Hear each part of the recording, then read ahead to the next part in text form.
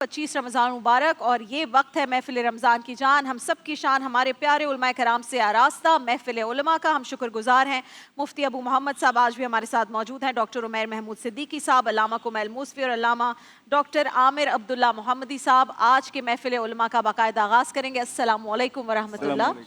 सवालात का सिलसिला शुरू करते हैं। इस वक्त सबसे ज़्यादा ईद करीब आ रही है तो सदका फितर का तस्करा, और आप सब के तरफ से अगर थोड़ी सी निशानदही हो जाए क्या ठीक है क्या गलत है, सदका फितर की फजीलत क्या है, किन लोगों पर मुफ्ती अबू मोहम्मद साहब ये वाजिब है, किन लोगों पर वाजिब नहीं है। रमज़ान मुबारक अल्लाह ताला अपने फ़ضल से मुसलमान को जब अता फरमाते हैं और रमज़ान का जब एंड होता है तो उस मौके पर सदका फ़ितर देने का हुक्म है।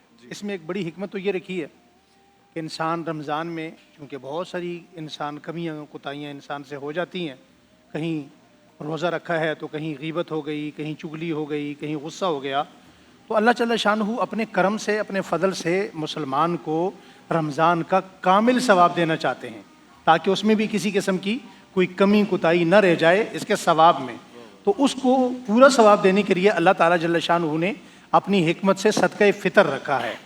अब जिन लोगों पर ज़कात देना फ़र्ज़ है उन्हीं पर सदका फ़ितर देना भी वाजिब है, और इसके बारे में हुक्म है कि ये आप ईद उल फितर की नमाज से पहले अदा करेंगे। और ये जो सदका फ़ितर है ये उन तमाम लोगों को दिया जा सकता है जिन पर ज़कात लेना जिनको बनती है मुस्तहिक होते हैं, सबको दिया जा उन तमाम लोगों को दिया जा सकता है। अच्छा, और इसमें सबसे ज़्यादा जरूरी है पैसे ही दिए जाएं या मैं अर्ज़ करता हूँ, इसमें सबसे ज़्यादा मुस्तहिक अपने गरीबों में देखना चाहिए, पड़ोसियों में देखना चाहिए। सदका फ़ितर अपने मुलाजिमीन को भी दिया जा सकता है, वो गरीब होते हैं, घर में काम करने वाले लोग होते हैं, उन्हें भी दिया जा सकता है ताकि वो भी हमारी खुशियों के अंदर शरीक हों। और दूसरा आपका सवाल क्या था? मैंने क्या पैसे देना जरूरी है? पैसे देना जरूरी है या सामान भी दिया जा सकता है? अफजल तो यही है जैसे ज़कात में हम करते हैं ना अक्सर, आपने अफजल यही है कि उसे पैसे दिए जाएं। लेकिन अगर आप उसे राशन की सूरत देते हैं, ड्रेसिंग की सूरत दे देते हैं, किसी और सूरत में उसे दे देते हैं, मेडिसिन की सूरत में दे देते हैं, तो वो भी अदा हो जाएगा, लेकिन देना ये पैसों की सूरत में चाहिए। दूसरा आपने ये पूछा कि क्या शोहर अपनी बीवी की तरफ से सदका फ़ितर दे सकता है, तो लाजमी बात है कफील शोहर ही है। उस दिन सुबह नमाज फजर के वक़्त जो बच्चा पैदा हुआ उसका सदका फ़ितर भी देना है। मगर देना सब वालिद ने है, जो कफील है, जो कमाने वाला है। और अगर बीवी अपनी तरफ से अपने पैसों से खुद देना चाहती है तो वो भी दे सकती हैं। मुफ्ती साहब की बातों में मैं कुछ मज़ीद एक दो बातें इजाफे के साथ कहना चाहता हूँ। सदका फ़ितर अदा करना वाजिब है। ज़कात सदक़ात वाजिबा में से वो फ़र्ज़ है जो अल्लाह ताला की तरफ से कुरान मजीद में हम पर आयत किया गया है, और सदका फ़ितर एक वाजिब सदक़ा है। ज़कात और सदका फ़ितर में एक बुनियादी फ़र्क यह है कि ज़कात में तो ये ज़रूरी है कि माल पर साल का गुज़रना शर्त है, लेकिन अगर किसी के पास सदका फ़ितर जिस तरह सदका ज़कात जब फ़र्ज़ और वाजिब होती है, तो अगर इतना ही निसाब किसी के पास ईद के दिन आ जाता है, नमाज ईद उल फ़ितर जिस दिन अदा की जाती है, अगर उसकी फ़जर के बाद किसी के पास उस कदर निसाब आ जाता है तो साल का गुज़रना शर्त नहीं है। 52.5 तोला चांदी अगर उसके पास है तो उसे सदका फ़ितर अदा करना है। और जिस तरह मुफ्ती साहब ने भी फरमाया कि उस दिन अगर कोई बच्चा पैदा हुआ है, यहाँ तक कि अल्लाह ना करे अगर बच्चे ने सिर्फ जन्म लिया, आवाज़ निकाली और फौत हो गया, तो उसका भी सदका फ़ितर उस दिन अदा किया जाएगा। अच्छा, फैमिली के अंदर वो तमाम ईदों में भी रहेगा, हर साल रहेगा? नहीं, हर साल नहीं, जो जिंदा अफराद हैं, क्योंकि वो बच्चा उस दिन सांस ले चुका है, तो उसका सदका फ़ितर अदा किया जाएगा। इसी तरह से एक और इम्पॉर्टेंट बात यह है कि फ़ैमिली में वो तमाम अफराद जो साहिब निसाब हों। फ़र्ज़ कीजिए कि बाज़ औक़ात बेटे के पास अपना एक अलग ज़ाहिर सिलसिला है, बैंक बैलेंस है, घर है, गाड़ी है, अपनी फ़ैमिली है, बीवी के पास सोना है, चांदी है, कैश पैसा है, वो ख़ुद साहिब निसाब है, तो घर में जितने अफराद होंगे उन पर अलहदा सदका फ़ितर निकालना वाजिब होता है। लेकिन आम तौर पर होता यही है कि घर का सरबरा वो किफ़ालत करता है, तो वो वकालत करते हुए एज़ एन एजेंट वो अपनी फ़ैमिली के तमाम अफराद की तरफ से वो सदका फ़ितर अदा करेगा तो अदा हो जाएगा। लेकिन अगर फ़र्ज़ कीजिए कि बाप ने कहा कि भाई तुम लोग तो अब इतने बड़े हो गए हो कि तुम्हें तो चाहिए कि अपना अपना सदका फ़ितर अब खुद अदा करो, तो फिर शरई तौर पर ये बाप की ज़िम्मेदारी नहीं होगी, औलाद को चाहिए कि वो सदका फ़ितर अदा करें। और कुरान मजीद में अल्लाह ने फ़रमाया वअलल्लज़ीना युतीक़ूनहु फ़िद्यतुन तआमु मिस्कीन, फ़रमाया कि वो लोग जो रोज़ा रखने की ताकत रखते हैं तो उन्हें चाहिए कि वो सदका फ़ितर अदा करें। अब इसमें एक बहुत इंपॉर्टेंट बात यह है कि सदका फ़ितर के हवाले से जब हम ये बात करते हैं कि क्या रकम देना ज़रूरी है या हमें وہ جو چیز شریعت میں بیان ہوئی ہمیں وہ دینا ضروری ہے. تو دیکھیے گندم، جو، کھجور، کشمش اور منقع، جب سا اور نصف سا یعنی تقریباً 1.25 کلو اور 4.5 کلو کے نصاب کی جب بات کی جاتی ہے تو بہتر تو یہی ہے کہ آپ اس میں سے اتنا یعنی گندم، کھجور یہ آپ جا کر صدقہ کریں، عین میں سے عین. لیکن اگر آپ رقم ادا کرنا چاہتے ہیں، ظاہر ہے رقم ایزی ایکسیسیبل ہمارے لیے ہوتا ہے کہ ہم چیزوں کو فوری طور پر ادا کر سکتے ہیں. تو گندم کے اعتبار سے جو اس وقت فی کس صدقہ فطر ہے وہ 300 روپے ہے، جو کے اعتبار سے 1100 روپے ہے، کھجور کے اعتبار سے 1600 روپے ہے اور کشمش کے اعتبار سے 3800 روپے ہے. اور اگر منقع کے اعتبار سے دیکھا جائے تو یہ 5400 روپے بنتا ہے. اور ایک بات میں اس میں عمیر صاحب یہ کیا جاتا ہے قطع کلامی کی معذرت خواہ کہ چاہے کسی کے پاس کتنی بھی دولت ہو وہ کہتا ہے جی منیمم یہ اماؤنٹ ہے تو وہ منیمم اپنے پاس سے دے دیتے ہیں.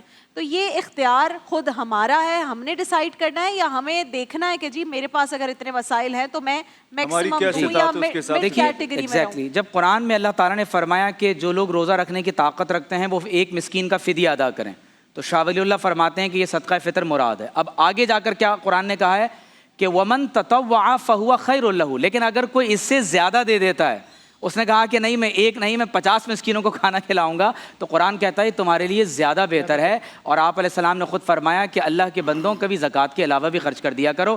اور ایک آخری بات میں اس میں بیان کر دوں کہ اس کی فضیلت کیا ہے. جب عید کا دن آتا ہے تو سنت یہ ہے کہ نماز عید الفطر سے پہلے صدقہ فطر کو ادا کر دیا جائے. لیکن فرض کیجئے کہ آپ نے اس دن صدقہ فطر ادا نہ کیا، نماز عید ادا کر لی تو یہ ساقط نہیں ہوگا. آپ کو نماز عید الفطر کے بعد اپنی طرف سے اپنے اہل خانہ کی طرف سے صدقہ فطر ادا کرنا ہے. گزشتہ سالوں کا اگر کسی نے صدقہ فطر ادا نہیں کیا تو وہ ادا کرے گا. اور حدیث میں یہ بات ذکر ہے کہ ہمارے جو روزے ہیں، ہماری عبادات ہیں، یہ زمین و آسمان کے درمیان معلق رہتی ہیں. اللہ اکبر. لیکن جو ہی ہم اللہ تعالیٰ کی رضا کے لیے رمضان المبارک کے اختتام پر یہ صدقہ فطر ادا کر دیتے ہیں، اللہ تعالیٰ روزوں میں عبادات میں کمی کوتاہی کو بھی معاف کرتا ہے. اور اس انسانی خدمت کی وجہ سے اللہ تعالیٰ ان عبادات کو قبول بھی فرماتا ہے. اور جب نماز عید الفطر کے لیے لوگ نکلتے ہیں تو فرشتے شاہراہوں میں، راستوں میں کھڑے ہوتے ہیں اور ان کو کہتے ہیں کہ تمہارے لیے یہ پیغام ہے، بشارت ہے کہ اللہ نے تم سب کی مغفرت فرما دی. کیا بات ہے، سبحان اللہ. ایک اور لائیو کال ہے دانش ہمارے جی السلام علیکم. وعلیکم السلام. جی میرے بھائی کون کہاں سے بات کر رہا ہے، کیا سوال ہے آپ کا؟ رفیق عارف والا سے. سر عورت کی میت کو کہاں کون لوگ دے سکتے ہیں اور قبر میں کون اتار سکتا ہے؟ اچھا ابھی پوچھ لیتے ہیں. صدقہ فطر سے متعلق عامر عبداللہ صاحب، جیسے ہے کہ نماز عید سے پہلے دینا ہے، لوگ اسی مومنٹ کا انتظار کرتے ہیں کہ ہم نماز عید کے لیے جا رہے ہوں گے تو ہی ہم راستے میں دیں گے، اور پھر کوئی نظر نہیں آتا تو وہی جو جس طرح ہم نے پہلے بات کی کہ عید کے اجتماعات کے باہر اور مسجدوں کے باہر جو پروفیشنل گداگر کھڑے ہوتے ہیں وہ لوگ اپنی ذمہ داری ختم کرنے کے لیے انہی کے ہاتھ میں پکڑا دیتے ہیں. تو اس میں بہتر کیا ہے کہ آپ پہلے سے ہی جیسے ابھی دے دیں کسی کو ڈھونڈ کر، یا پھر وہ نماز عید سے پہلے والا ہی معاملہ ہے؟ بسم اللہ الرحمن الرحیم.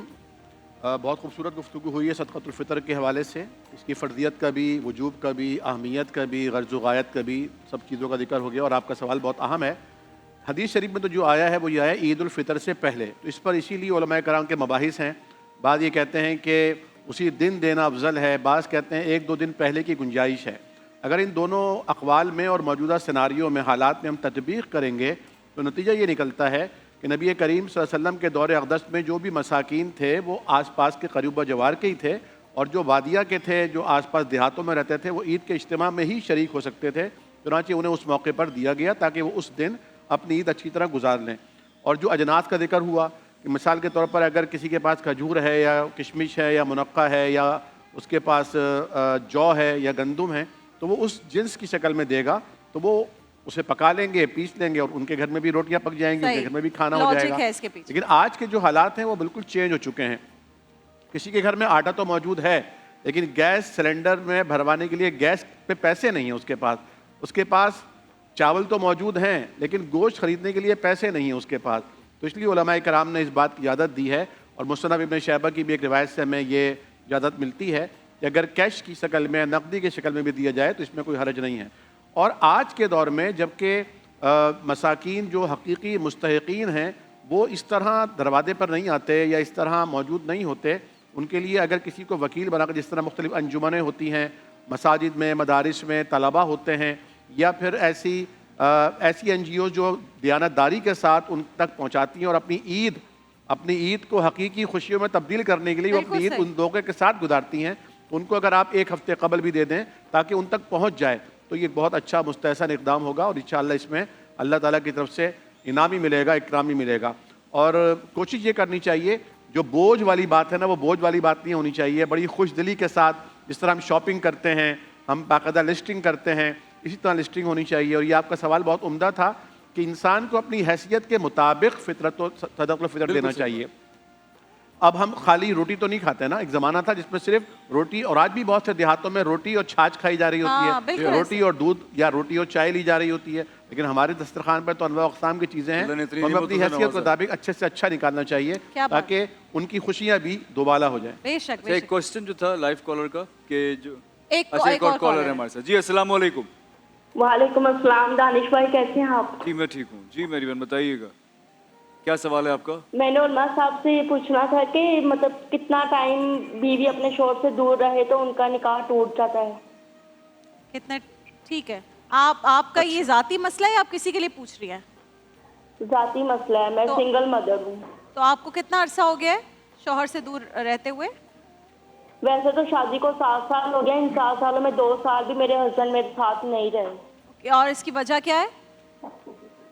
مطلب فیملی میں شادی ہوئی تھی نا, خالہ کے گھر پہ شادی ہوئی تھی. خالہ کا بیٹا 4 نندے ہیں, تو وہ لڑائی جھگڑا, تہمت لگانا, الزام لگانا, اس کی وجہ سے پھر میرا وہاں پہ دل نہیں کرتا رہنے کا. تو وہ پھر مجھے لینے بھی نہیں آ رہے, الگ بھی نہیں رکھ رہے. اچھا ٹھیک ہے, پوچھ لیتے ہیں یہ والا بھی. اور موسوی صاحب صدقہ فطر والا بھی سوال ہے. پھر ایک اور جو اس سے پہلے آیا تھا کہ بیوی کو جو قبر میں اتارنا ہے تو وہ کون اتارے, اور کون کاندھا کون لوگ دے اس کو سکتے ہیں؟ جنازہ کو کندھا دے سکتے ہیں, اور قبر میں اتارنے کے لیے کیا ہے؟ اعوذ باللہ من الشیطان اللعین الرجیم. بسم اللہ الرحمن الرحیم. صدقہ یا زکوٰۃ فطرہ جو ہے یہ واجب ہے ہر وہ شخص پر کہ جو اپنے 1 سال کے اخراجات کی یا اس کے پاس موجود ہیں پورے سال کے, یا اس کے پاس صلاحیت موجود ہے کہ وہ اس کو حاصل کر سکتا ہے. نہ صرف اس کے اپنا فطرہ واجب ہے بلکہ تمام وہ افراد جو اس کے تحت کفالت ہیں ان سب کا فطرہ نکالنا ہے. جو آپ نے سوال کیا میں اسی میں سے 2-3 پوائنٹ اٹھاؤں گا. اور دیکھیں یہ جو نظام ہے اللہ تعالیٰ کا, انسان غریبوں اور مسکینوں کو, غریبوں کو یاد رکھے اپنی عید کے اندر, اس لیے پروردگار نے یہ اہتمام کیا تاکہ جو ان چیزوں کو اگر فالو کیا جائے گا تو شاید کوئی بھی ایسا نہیں رہے گا جو عید منائے بغیر رہ جائے. یعنی اس کے لیے اہتمام ہو, اس لیے زکوٰۃ فطرہ ہے تاکہ غریبوں کا خیال رکھا جا سکے.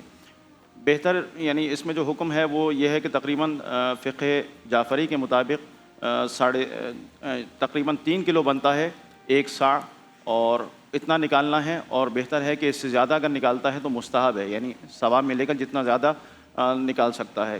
جتنے بھی افراد تحت کفالت ہیں ان سب کی طرف سے نکالنا ہوگا. اور جیسا میں نے ابھی آپ کی خدمت میں عرض کیا کہ اگر ایک شخص فقیر ہے اور وہ چونکہ اس کے اوپر واجب نہیں ہے لیکن پھر بھی وہ نکالنا چاہتا ہے تو اس کے لیے بھی زکوٰۃ فطرہ نکالنا مستحب ہے. ایک امپورٹنٹ پوائنٹ اس کے اندر ایڈ کر دوں, وہ یہ کہ نکالنا کب ہے؟ نکالنا ہے نماز عید سے پہلے. جو شخص نماز عید پڑھنے کا ارادہ رکھتا ہے اور قصد رکھتا ہے اسے اس سے پہلے نکالنا ہے. اور اگر نہیں نکالا تو پھر اس کے بعد بھی ایسا نہیں ہے کہ وہ باقی نہیں رہے گا, اس کو نکالنا ہوگا. اور کیا عید کی نماز سے پہلے مثلا ابھی جو رمضان کے ایام گزر رہے ہیں اس میں نکال سکتا ہے؟ نہیں. تو اس میں یہ ہے کہ اس کو دے, قرضے کی نیت کر لے اس میں کہ میں اس کو ایز اے لون دے رہا ہوں, اور جب لون کی نیت کر لے گا تو پھر جب واجب ہو جائے گا اس کے اوپر وقت آ جائے گا اس وقت نیت کر لے کہ میں نے اس میں اس کو کیلکولیٹ کر لیا. اس طرح سے یہ پہلے بھی دیا جا سکتا ہے, اس میں کوئی مذائقہ نہیں ہے. نماز جنازہ کے حوالے سے نامحرم جو ہے وہ کاندھا دے سکتے ہیں بشرطیہ کہ اس کے عورت کے بدن کو مس نہ ہو رہا ہو, ٹچ نہ ہو رہا ہو. قبر میں اتارنے کے لیے لیکن محرم کا ہونا شرط ہے. صرف وہی قبر میں اتار سکتا ہے جو محرم ہو. اور بحمد اللہ تمام مسلمان اس بات کی رعایت کرتے ہیں کہ اس موقع پر جب اس کے چہرے کو کھولا جاتا ہے, قبر میں اتارا جاتا ہے تو خود دور ہو جاتے ہیں.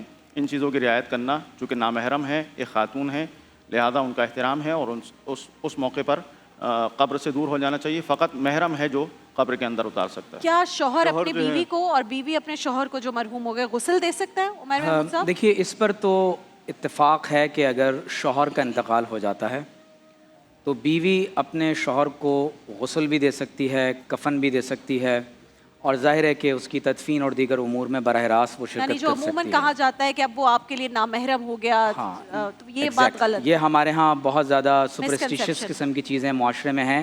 بعض اوقات اگر شوہر کا انتقال ہو جائے تو لوگ کہتے ہیں کہ اس لڑکی کو ہاتھ مت لگانے دینا, دیکھنا نہیں. میں نے خود دیکھا ہے. اور بعض اوقات خاندان کی کچھ بڑی بوڑھی عورتیں اس طرح کی باتیں بھی بناتی ہیں. لیکن کیسے آپ تو ساری عمر ایک خاتون کے ساتھ نکاح میں رہے ہیں یا وہ خاتون آپ کے ساتھ رہیں تو کیسے؟ بالکل ایسے یہ مسکنسیپشن یعنی کس قدر ایفیلیشن انسان کی ہوتی ہے.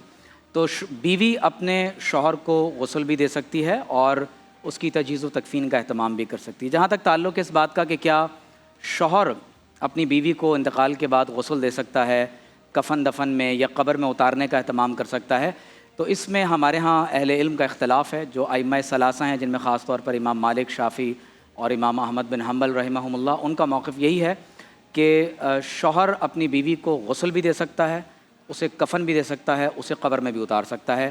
آپ علیہ الصلوۃ والسلام نے ام المومنین حضرت عائشہ صدیقہ رضی اللہ تعالی عنہا سے فرمایا تھا کہ اگر آپ کا میری زندگی میں وصال ہو گیا تو میں آپ کو غسل بھی دوں گا اور آپ کو کفن بھی دوں گا.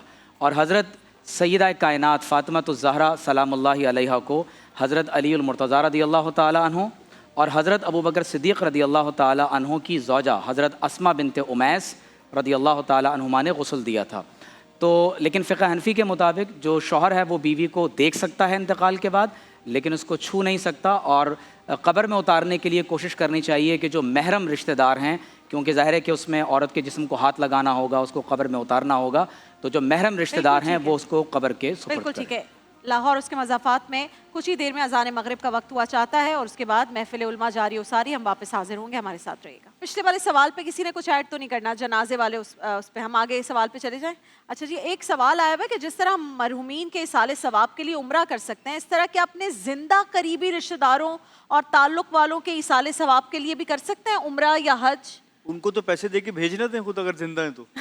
کچھ لوگ ہوتے ہیں نا بیمار ہوتے ہیں یا وہ نہیں جا پا رہے ہوتے, تو وہ کہتے ہیں جی اب ہمارے لیے کر کے آ جائیں. دیکھیں بسم اللہ الرحمن الرحیم, اس میں کچھ تفصیلات ہیں. ایک ہوتا ہے حج بدل, حج کا بدل ہوتا ہے, عمرے کا بدل نہیں ہوتا. ہاں جی, اگر کوئی بندہ مریض ہے, وہ اتنا مریض ہے کہ وہ اپنا حج نہیں کر سکتا, تو وہ اپنی جگہ جس بندے کو حج پر بھیجیں گے اس کا پہلے اپنا حج ہونا ضروری ہے. ایسا بندہ جس نے پہلے خود حج نہیں کیا وہ حج بدل نہیں کر سکتا. ایک چیز. دوسری چیز اس میں بڑی امپورٹنٹ ہے, وہ یہ ہے کہ آپ مثال کے طور پہ اپنے زندہ ان لوگوں کے لیے ثواب پہنچانا چاہتے ہیں, تو اس میں حدیث مبارکہ میں آتا ہے کہ جتنا ثواب آپ ان کو پہنچائیں گے آپ کے اپنے ثواب میں بھی کوئی کمی نہیں ہوگی. جس طرح آپ وہاں جاتے ہیں اور آپ کہتے ہیں یہ میں عمرہ اپنے والد صاحب کی طرف سے کر رہا ہوں, اپنی والدہ کی طرف سے کر رہا ہوں, ان کی طرف سے میں طواف کر رہا ہوں, ان کی طرف سے میں یہ کام کر رہا ہوں, تو پورا ثواب, یعنی بجٹ کی کمی ہمارے ہاں ہوتی ہے, اللہ کے ہاں بجٹ کی کمی نہیں ہے, تو اللہ پورا ثواب عطا فرمائے. کیا بات. اچھا ایک اور سوال میں چاہتی ہوں آپ اس پہ بھی جواب دے دیں ابو محمد صاحب. جو پہلے کالر خاتون نے پوچھا کہ 7 سال کی شادی میں صرف 2 دفعہ شوہر سے ملاقات ہوئی ہے, کہہ رہے ہیں کہ خاندان میں ہی شادی ہے اس لیے لڑائی جھگڑے اتنے ہیں کہ ہم ساتھ میں نہیں ہیں, تو کتنے عرصے علیحدہ رہنے میں علیحدگی ہو جاتی ہے اگر رابطہ ہی نہیں ہے بالکل شوہر کی طرف سے؟ اس میں تو شریعت کا جو قانون ہے وہ تو یہ ہے کہ جب تک آپ باقاعدہ وہ آپ کو طلاق نہیں دیتا اور وہ غائب بھی نہیں ہے, معلوم ہے کہ وہ موجود ہے, وہ غائب بھی نہیں ہے اور طلاق بھی نہیں دی اور آپ نے خلع نہیں لی, تو آپ اس کی بیوی ہیں اور وہ آپ کے شوہر ہیں. اب اس سے علیحدگی کے لیے آپ کو قانونی راستہ اختیار کرنا پڑے گا, آپ کو خلع کی طرف جانا پڑے گا, آپ کو کچہری کی طرف جانا پڑے گا, آپ اس سے خلع لے لیں, یا اس کے اندر وہ ایوب موجود ہیں کہ آپ تنسیخ نکاح کا کیس دائر کر سکتی ہیں, وہ کریں تاکہ تنسیخ نکاح ہو جائے. آفیشلی کرنا پڑے گا عامر عبداللہ صاحب, ایسا نہیں ہو سکتا کہ وہ الگ ہیں. کس صورت میں یہ ہوتا ہے کہ جب پتہ ہی نہ ہو شوہر کا کہ وہ کہاں پر ہے یا وہ زندہ ہے یا نہیں ہے, ٹریول اکثر لوگ کرتے ہیں اور پتہ نہیں ہوتا, اس صورت میں پھر کیا ختم ہو جاتا ہے؟ اور بہت سارے یہاں سے لوگ جو ہیں وہ اپنے کاروبار کی غرض سے یا نوکری کی غرض سے کبھی مڈل ایسٹ میں ہوتے ہیں, سالوں وہاں رہتے ہیں, 2-2 3-3 سال, پھر واپس آتے ہیں, فیملی یہاں ہوتی ہے, تو پھر ان کے لیے کیا حکم ہے؟ جی جیسا کہ فرمایا نا کہ مفقود الخبر کا جو معاملہ ہے وہ ایک الگ نوعیت رکھتا ہے کہ اگر اس نے شادی کی اور پھر وہ غائب ہو گیا, یعنی اس کا پتہ ہی نہیں چل رہا کہ زمین کھا گئی یا آسمان نکل گیا, تو اس صورت میں یہ دیکھا جائے گا کہ اس معاملے کو کتنا سال گزرا ہے. جو فقہائے متقدمین کا جو فتویٰ تھا اس حوالے سے وہ یہ تھا کہ 90 برس تک کی عمر میں انتظار کیا جائے گا، لیکن متاخرین نے اس میں پھر امام مالک رحمۃ اللہ علیہ کے قول کو جو ہے 90 برس، جو اس عورت کی جو ایج ہوگی اس دیکھے گی کہ اس علاقے کے جو خواتین ہیں ان کی جو ہم عمر خواتین ہیں ان کی جب تک وہ زندہ ہیں شاید آ جائے تو اس وقت تک وہ نکاح نہیں کرے گی. لیکن نبی کریم صلی اللہ علیہ وسلم کے عہد مبارک سے بھی ایک نظیر ملی، اور پھر حضرت امام مالک رحمۃ اللہ علیہ کے قول پر جو ہے وہ مجتہدین نے فتویٰ دیا، اور وہ یہ کہ 4 برس 10 دن. لیکن اس کا خوب پرچار کیا جائے گا، تشہیر کی جائے گی، تمام ذرائع وسائل اختیار کیے جائیں گے اس کا پتہ چلانے کے لیے، اور اگر پتہ چلتا ہے کہ وہ کہیں نہیں ہے تو پھر اس کا نکاح جو ہے اس سے ختم ہوگا، اور وہ عدالت کے ذریعے ہوگا. یقیناً اس کو ایک قانونی ڈگری ملے گی اس کی، وہ عدت گزارے گی، اور اس کے اوپر پھر وہ اپنا چیزوں کا میں چاہتا ہوں کہ میں اس میں اضافہ کر دوں. عامر بھائی اگر آپ کی بات پوری آپ کر یہ نہیں ہے کہ وہ بالکل لٹکی رہے ساری زندگی اور معلق رہے اور اس کی جوانی گزر جائے، یہ شریعت کا آسانی والا بھی معاملہ ہے. عمیر صاحب کیا کہہ رہے ہیں؟ میں چاہتا ہوں کہ 2 باتوں پر میں روشن ڈالوں. جو سوال پہلا ہوا تھا عمرے اور حج کے بارے میں، تو شرعی طور پر ہم کسی اور کی طرف سے ایصال ثواب کے لیے عمرہ کر سکتے ہیں. یعنی یہ ممکن ہے کہ میں عمرے پر ہوں، میں نے اپنا عمرہ ادا کر لیا ہے، اور میں اپنے پیرنٹس کے لیے، زندہ افراد کے لیے یا جو دنیا سے جا چکے ہیں ان کی نام سے طواف بھی ہو سکتا ہے، ان کے نام سے عمرہ بھی ہو سکتا ہے کہ ان کے لیے ایصال ثواب ہو جائے. حج بدل کے لیے یہ بات شرط نہیں ہے کہ جو شخص حج کرنے جا رہا ہے اس کا اپنا حج ادا ہو چکا ہو. ایک لڑکی آپ صلی اللہ علیہ وسلم کی بارگاہ میں حاضر ہوئی اور اس نے کہا کہ یا رسول اللہ صلی اللہ علیہ وسلم، خطبہ حجۃ الوداع کے موقع پر، کہ اے اللہ کے رسول صلی اللہ علیہ وآلہ وسلم، میرے والد کا انتقال ہو گیا اور وہ حج نہیں کر سکے، ان پر حج فرض تھا. ظاہر ہے وہ اتنے بیمار تھے، اور بعض روایات میں آتا ہے کہ انہوں نے کہا کہ اس قدر بیمار ہیں کہ سفر نہیں کر سکتے. تو آپ علیہ الصلوۃ والسلام نے فرمایا کہ اگر تمہارے والد پر قرض ہوتا تو کیا تم ان کی طرف سے وہ قرض ادا کرتی؟ تو کہا کہ جی ہاں بالکل. تو آپ علیہ السلام نے فرمایا کہ تم ان کی طرف سے حج کر سکتی ہو. تو لہٰذا اگر کوئی شخص کسی کی طرف سے حج کرنا چاہتا ہے تو وہ اس کی طرف سے حج کر سکتا ہے. اس کی تفصیلی شرائط ہیں، جن میں سے ایک امپورٹنٹ بات یہ ہے کہ جس شخص کی طرف سے حج کیا جا رہا ہے اسی کی طرف سے تلبیہ پڑھا جائے گا اور اسی کی طرف سے نیت کی جائے گی. اور جہاں تک تعلق ہے اس بات کا کہ کیا نکاح ٹوٹ جاتا ہے، تو شوہر اور بیوی کتنے ہی عرصے تک ایک دوسرے سے جدا رہیں، نکاح نہیں ٹوٹتا تاوقتے کہ عورت جب خود یہ بات محسوس کر لے کہ میرا شوہر میرے حقوق و فرائض کو ادا نہیں کر پا رہا اور اب وہ اس سے علیحدگی حاصل کرنا چاہتی ہے. تو جو مسئلہ بیان ہوا کہ اس کی خبر معلوم ہی نہیں ہے کہ وہ اس وقت کہاں پر ہے، یہ ایک الگ بات ہے. عموماً ایسا ہوتا ہے کہ یہ معلوم ہوتا ہے کہ وہ کس ملک میں ہے، کہاں جاب کرتا ہے، کیا اس کے امور اور معاملات ہیں، لیکن شوہر نہ پاکستان آنا چاہتا ہے نہ بیوی کو وہاں بلانا چاہتا ہے. تو اس صورت میں اگر وہ علیحدگی چاہتی ہے تو اسے چاہیے کہ وہ عدالت میں کینسلیشن آف نکاح کا دعویٰ دائر کرے. کینسلیشن آف نکاح کا دعویٰ دائر کرے.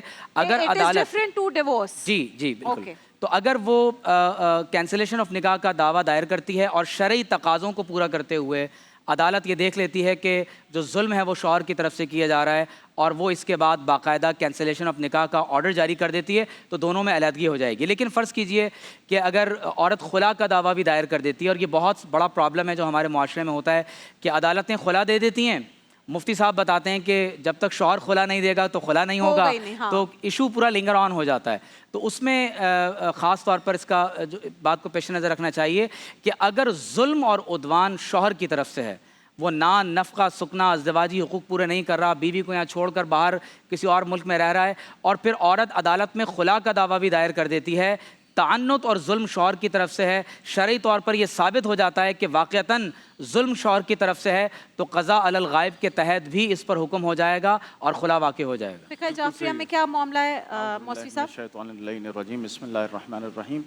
دیکھیں یہ جو مسئلہ ہے اس کی 2 صورتیں، ایک تو یہ ہے کہ معلوم ہے کہ زندہ ہے لیکن کسی دوسرے ملک میں، جیسے آپ نے دانش بھائی آپ نے اس کا ذکر کیا کہ دوسرے ملک چلے جاتے ہیں کاروبار کے لیے. اگر دیکھیں باہمی رضامندی ہے آپس میں، اور جانتی ہیں خاتون کہ یہ شوہر میرا گیا ہوا ہے اور آپس میں راضی ہیں، تو کوئی مشکل نہیں ہے. باہر جاب کر رہا ہے، انہی کے نان و نفقے کے لیے زحمت کر رہے ہوتے ہیں، اور کتنے بھائی ہمارے پاکستان سے ہیں جو اپنے رزق حلال کی خاطر جاتے ہیں. بہرحال ایک سخت مرحلہ ہے، پاکستان کے اندر اس طرح کے حالات نہیں ہیں کہ وہ اپنے رزق کو یہاں تلاش کر سکے.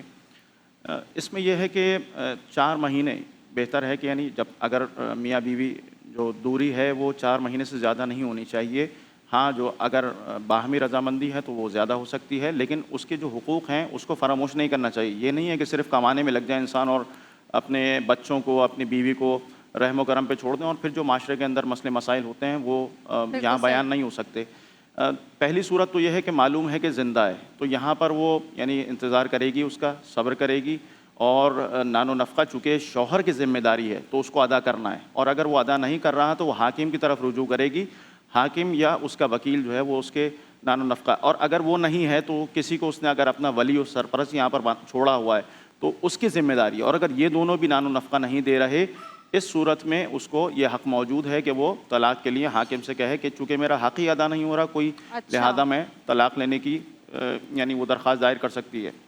دوسری صورت جو آپ نے کہا مفقود الاثر ہونا, پتہ ہی نہیں ہے کہ زندہ ہے یا مر گیا ہے, تو یہاں پر بھی اسے صبر کرنا ہے اور نان و نفقہ دیکھا جائے گا. اگر نان و نفقہ موجود ہے تو اس کے مال میں سے, شوہر کے مال میں سے, تو اسی میں سے ادا کیا جائے گا. اگر ولی و سرپرست ہے تو اس سے مطالبہ کرے گی, اور اگر وہ بھی نہیں ہے تو 4 سال پھر انتظار کرے گی. 4 سال تک وہ صبر کرے گی کہ میرا شوہر آتا ہے, اور اگر نہیں خبر ملتی تب بھی وہ خود سے طلاق نہیں لے سکتی بلکہ حاکم کی طرف جائے گی اور اس کی طرف سے پھر طلاق کے صیغے جاری ہوں گے. ایک چھوٹی سی بات اور ایڈ کر دوں کہ جب تک شرعی طور پہ صیغے طلاق کے جاری نہیں ہوں گے, جب تک طلاق ہمارے یہاں فقہ جعفری کے مطابق نہیں ہوتی.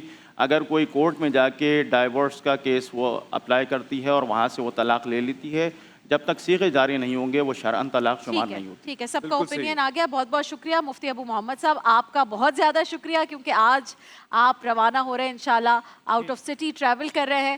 آپ کے ساتھ اتنے دن بہت کچھ سیکھنے کا موقع ملا, بہت اچھی چیزیں ہم نے آپ کے منہ سے جو مسائل کے جوابات سنے اس سے میں نے بہت کچھ سیکھا, اینڈ آئی ایم شیور کہ بہت سارے لوگ مستفید ہوئے ہوں گے. بہت بہت شکریہ آپ کا. کچھ کہنا چاہیں گے؟ بسم اللہ الرحمن الرحیم. آخری بات میں کہنا چاہوں گا, سب سے پہلے تو جو گرین سیٹ کی گرینلی ہے اس کی پوری دنیا میں بڑی دھوم ہے, اور یہاں کی جو جتنے بھی پروگرام ہیں, بالخصوص علماء کی جو محفل ہے یا مجلس ہے, اس کے بڑے تذکرے ہیں, بڑی دھوم ہے.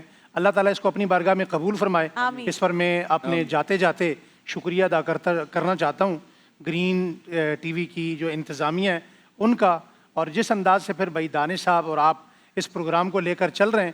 اللہ تعالیٰ کرے کہ یہ اس کا فیض جاری ساری رہے. آخر میں ایک میسج میں دینا چاہتا ہوں کہ اس وقت جو پوری دنیا کا سینیریو بنا ہوا ہے, میں اپنی قوم سے یہ کہنا چاہتا ہوں کہ اس وقت ہمارے ملک کو ہماری ضرورت ہے. 2 طرح سے ضرورت ہے. ایک تو اپنے ملک کے لیے, اپنی افواج کے لیے, پاک آرمی کے لیے, فضائیہ کے لیے, نیوی کے لیے, اور جتنی بھی افواج ہیں بالخصوص امن کے لیے دعا بھی کریں اور اتحاد کا مظاہرہ کریں. اور آخر میں جاتے جاتے میں ایک میسج یہ کہوں گا کہ اس مہینے میں رمضان المبارک میں آپ بہت سارے غریب لوگوں کا اپنا جو ہے نا خیال کرتے ہیں, لیکن ایک ایسا سفید پوش طبقہ ہے جن کا کوئی خیال نہیں کرتا. یقیناً آپ کے محلے میں ایک مسجد ہے, اس مسجد میں ایک امام ہے, ایک خطیب ہیں, ایک مؤذن ہیں, ایک قاری صاحب ہیں. آپ جہاں اپنے لیے بہت ساری شاپنگ کرتے ہیں, اپنا خیال کرتے ہیں, آپ کو روڈ پر ہاتھ پھیلانے والے بہت سارے لوگ نظر آئیں گے, مگر یہ وہ طبقہ ہے جو کسی کے سامنے ہاتھ نہیں پھیلاتا. آپ ان کا بہت زیادہ خیال رکھیں, ان کا آپ لوگوں کے اوپر حق ہے. اور دوسرا آخری میسج یہ ہے کہ خاندان سادات جنہیں صدقہ نہیں لگتا, اس موقع پر اپنی خوشیوں میں انہیں بھی اپنے پاکیزہ مال میں یاد رکھیں. آپ کا بہت بہت شکریہ. اور آپ اپنے بیٹے کے تحفہ میری طرف سے, جزاک اللہ بہت بہت شکریہ جی. اور مجھے بھی پتا چلا آپ کے بیٹے کا ختم القرآن ہے, مفتی صاحب کے بیٹے کا ختم القرآن ہے, جس وجہ سے آپ جلدی جا رہے ہیں, تو بہت بہت مبارک ہو اس. جزاک اللہ, بہت شکریہ. ہمارا بیٹا محمد, اس کا پہلی مرتبہ میرے اپنے مسلح پہ وہ قرآن سنا رہا ہے. کیا بات ہے, ماشاءاللہ. اس کا ختم ہے, انشاءاللہ آپ کے لیے دعا کی جائے. بہت بہت مبارک. آپ سب کا بہت شکریہ. آپ سب کا بہت شکریہ. دیکھیے محفل رمضان لائیو ٹرانسمیشن روزانہ دوپہر 2 بجے سے صرف گرین انٹرٹینمنٹ پر.